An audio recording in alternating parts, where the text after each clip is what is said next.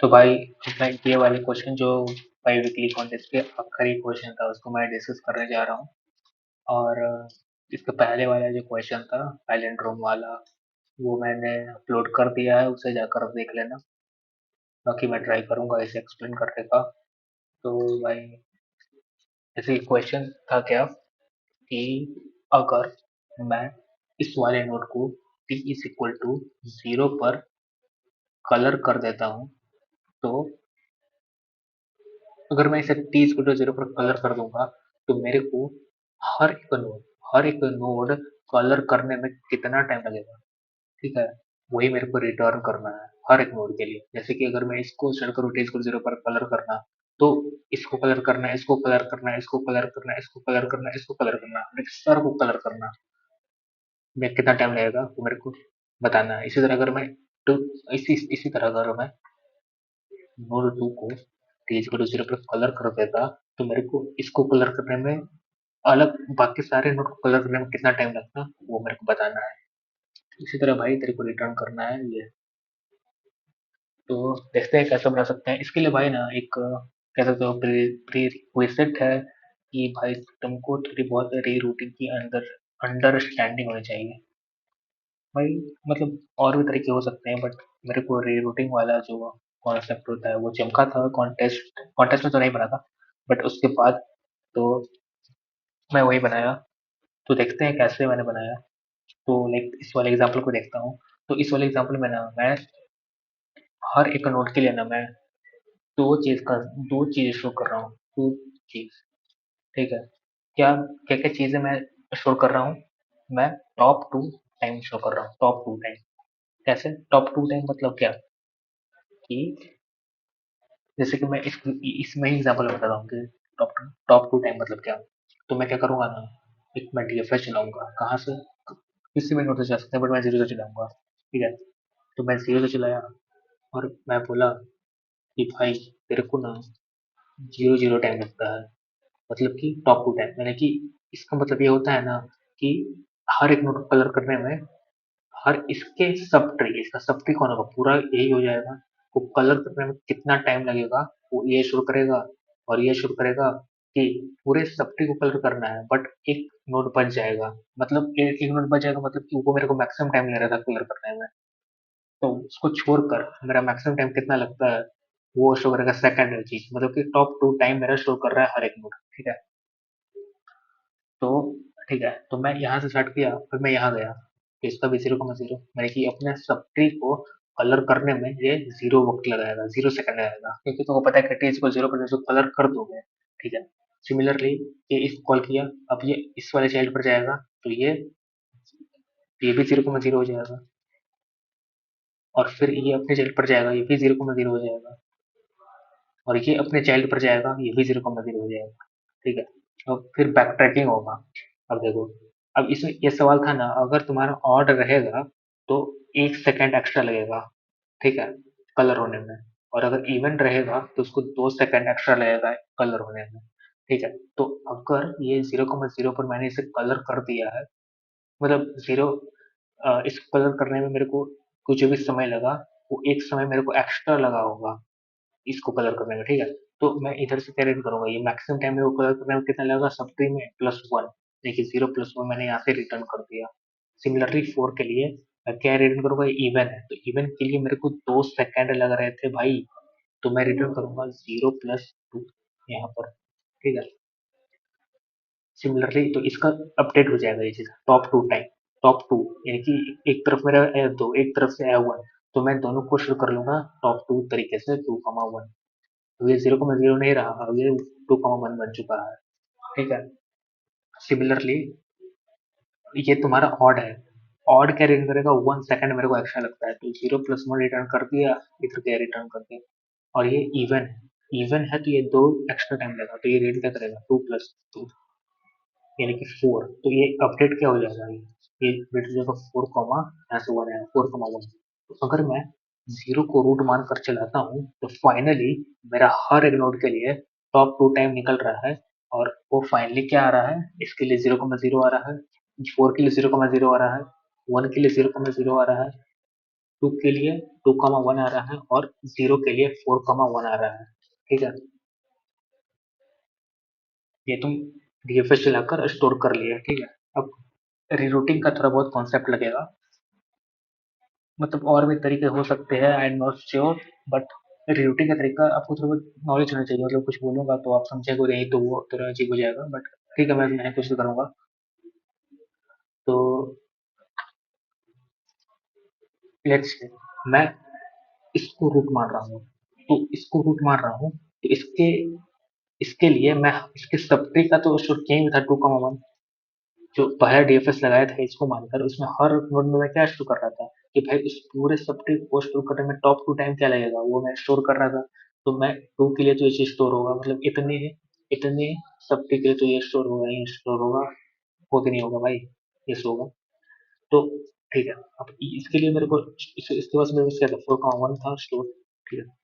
अब मैं मेरे को ना ये मेरा रूट है, तो इसका कंट्रीब्यूशन मेरे को एज अ चाइल्ड देखना पड़ेगा, एज अ चाइल्ड देखना पड़ेगा। और इस सारे का तो मेरे पास स्टोर पहले से ही है, ठीक है? अब ठीक है, और ये इसका क्या है, पेरेंट है, ये टू का क्या था, पेरेंट था, ठीक है? तो देखो इसका कंट्रीब्यूशन कैसे हम लोग देखेंगे, ठीक है? जैसे कि इसका देखो तुम 4,1 आ रहा है, तो 4 जो आया कहाँ से आया होगा, या तो इससे आया होगा या फिर इसके दूसरे वाले चाइल्ड से आया होगा 4। तो मैं यहाँ देखा कि भाई ये इवन है और ये 2 है मैक्सिमम की, तो 2 प्लस 2 इक्वल टू 4 रहता, मतलब कि इसी से आया था, मतलब कि इसको कंसीडर करते वक्त मेरे को इसका टॉप सेकंड वाला कंसीडर करना पड़ेगा। मतलब कि अगर मैं इसे एज अ रूट ना देखकर एज अ सबट्री देखता, जो कि चाइल्ड है 2 का, जो कि चाइल्ड है 2 का, तो इसका कंट्रीब्यूशन मेरे को क्या नजर आता है, इसका कंट्रीब्यूशन मेरे को नजर आता है 1, इधर से मेरे को 1 आता, और ये इवन था तो प्लस 2 करके आता, इवन था तो प्लस एक्स्ट्रा टाइम 2 लगेगा, यानी कि 3, यानी कि जैसे मेरे को कंट्रीब्यूशन 3 दिखता, ठीक है? इसलिए मैं टॉप 2 को चूज किया, क्योंकि अगर मैच करता है भाई, मेरा इसी नोड से मैच करता है, इस पैरेंट का इसी नोड पे डिपेंडेंट है, तो भाई मैं सेकंड वाला को बता दूंगा, ठीक है? और अगर नहीं है इस नोड से, मान लो इसके लिए मैं देखता, तो इसके लिए 4,1 था, तो 4 तो ये कंट्रीब्यूट नहीं किया था, 4 तो अलग से आया था, अगर मैं इसको रूट मान के चलता तभी 4 यहाँ पर आ जाता, तो इस कंट्रीब्यूशन ये जीरो क्या कंट्रीब्यूट कर रहा था, इधर ये कंट्रीब्यूट करता 4, और ये इवेंट था तो 4 प्लस 2 कंट्रीब्यूट करता है इस पे, लेकिन यहाँ पर 2 ही इसको मैक्सिमम दे रहा था, इसलिए मैं इसके दूसरे वाले जो टॉप वाला था टाइम, उसको मैंने कंसिडर किया, यानी कि 3, ठीक है? तो यही कॉन्सेप्ट है ओवरऑल। तो मैंने एक बार कोड में दिखा देता हूँ मैंने किस तरह से किया था, बाकी आपको अगर, हाँ ठीक है, तो जैसे कि आपने देख लिया कि मैंने एज का साइज निकाल दिया एजेस का, तो n-1 होता है तो n प्लस प्लस मैंने कर लिया, और सिंपली मैंने एडिशन से लिस्ट बना दिया, ठीक है? उसके बाद फिर सब ट्री है, ये मेरा वही चीज शो कर रहा है जो मैंने बताया कि हर एक नोड से पहले स्टोर कर रहा था, जैसे कि पहले जो मैं डीएफएस चलाया था उसमें टॉप टू टाइम शो कर रहा था, वही सब ट्री शो करेगा हर एक नोड के लिए, ठीक है? तो मैंने एक डीएफएस चला दिया, जो कि ये देखिए, मतलब जैसे ही मैं यहाँ जाता हूँ, जैसे 000, जैसे डीएफएस कैसे काम कर रहा है, डीएफएस जैसे मैं कहा वैसे ही काम कर रहा है, कि जैसे मैं यहाँ पर गया तो यहाँ पर क्या 0,0 बोल दिया, फिर ये अपने चाइल्ड पर जाएगा, यहाँ पर गया तो इसका कोई चाइल्ड नहीं है, ये 0,0 हो जाएगा। सिमिलरली ये यहाँ जाएगा, ये 0,0 से इनिशियलाइज हो जाएगा, सिमिलरली ये यहाँ जाएगा, इसका कोई चाइल्ड नहीं है, 0,0 से इनिशियलाइज हो गया, ये भी 0,0 से इनिशियलाइज हो जाएगा, इनिशियलाइज, यस। अब बैक ट्रैकिंग होगा, तो ये ऑड था तो एक्स्ट्रा टाइम 1 लगेगा, तो मैंने यहाँ पे किया होगा, तो 1 आ गया, मैक्सिमम टाइम प्लस 1, और चूंकि ये वाला इवन था तो प्लस 1 मैंने एक्स्ट्रा कर दिया है यहाँ पर। और सिमिलरली टॉप 2 को स्टोर करना है तो मैं क्या करूँगा, एक तो यहाँ से 1 आया, एक तो यहाँ से 2 आया, तो लेट्स से यहाँ से 1 आया होगा, तो ये तो इससे बड़ा है तो मैंने अपडेट कर दिया 1,0। अब आया 2, 2 आया, तो 2 आया तो 2 इससे भी बड़ा था तो मैं इसको इधर शिफ्ट कर दिया, और 2 को इसको कर दिया, यानी कि अब क्या बन गया 2,1। तो इस तरह से मैंने हर एक नोड के लिए टॉप टू टाइम को स्टोर करके रख लिया इस डीएफएस से।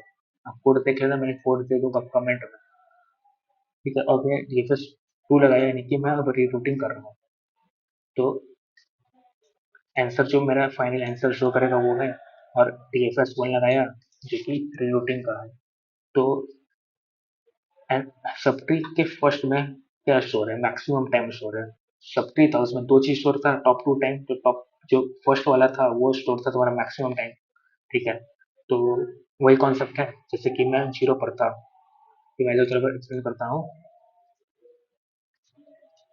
तो जैसे किया था जीरो पर, तो जीरो क्या करेगा, अपने चाइल्ड पर जाएगा, वन पर गया, वन पर गया, देखो जीरो अपने चाइल्ड पर जाएगा यानी कि वन पर गया यहाँ पर। वन बोला क्या पैरेंट के इक्वल है, नहीं, क्योंकि जीरो का मतलब बोला पैरेंट भाई जीरो ही है, तो वन के इक्वल, पैरेंट के इक्वल तो नहीं है।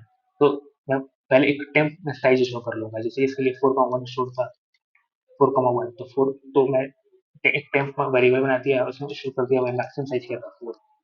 फिर मैं चेक कर लिया क्या भाई मेरा मैक्सिमम यही नोट कंट्रीब्यूट कर रहा था, तो मैं वो चेक कर रहा हूँ कि अगर इवन है तो उसका जो सबट्यूज और फर्स्ट था प्लस टू क्या इसके इक्वल है।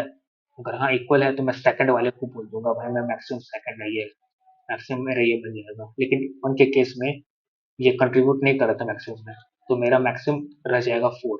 तो अगर मैं इसको रूट मानूंगा, तो इसको मैं रूट मान लिया, तो ये एज अ चाइल्ड हो गया ये चीज, और ये मेरा मैक्सिमम क्या कंट्रीब्यूट कर सकता है 4। तो इधर 4 ये कंट्रीब्यूट किया, ये इवन था तो 4 + 2 कंट्रीब्यूट किया। तो ये चीज मैंने यहाँ पर शुरू कर लिया कि मेरा temp temp as it is रह जाएगा। और क्योंकि मैं मेरे ठीक है, उसके बाद मैंने दो चीज शुरू कर रहा हूँ यहाँ पर, प्रीवियस वन और प्रीवियस टू, जो कि फाइन मतलब जैसे कि देखिए इनिशियली था 0,0, अब ये था 4,1, ये कंट्रीब्यूट नहीं किया मेरे मैक्सिमम के लिए, तो मेरा यहाँ से मुझे रिटर्न होगा 4 + 2, क्योंकि इवन है इसे 2 रिटर्न हुआ, यानी कि 6 रिटर्न हुआ। तो मैं अब क्या करूंगा, इसके फर्स्ट वाले को मैं 6 बना दूंगा, और इसके सेकंड वाले को मैं जीरो रहने दूंगा, क्योंकि जीरो रहने दो या फिर वन कर दो, कोई फर्क नहीं पड़ता है, क्योंकि अल्टीमेटली भाई क्योंकि तुमको इसी से डील करना है, इसलिए मैंने सिर्फ इधर ही चेंज डाला है। ठीक है, और इधर भी चेंज डाल सकते हो।